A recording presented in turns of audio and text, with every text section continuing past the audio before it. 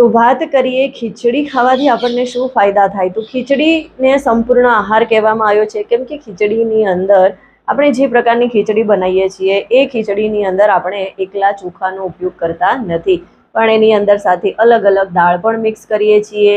આપણે એની અંદર જેટલા પ્રકારની દાળ એડ કરીશું એટલો આપણને વધારે ફાયદો થશે, અને એમાં પણ મગવાળી ખીચડી તો ખૂબ જ ફાયદાકારક છે.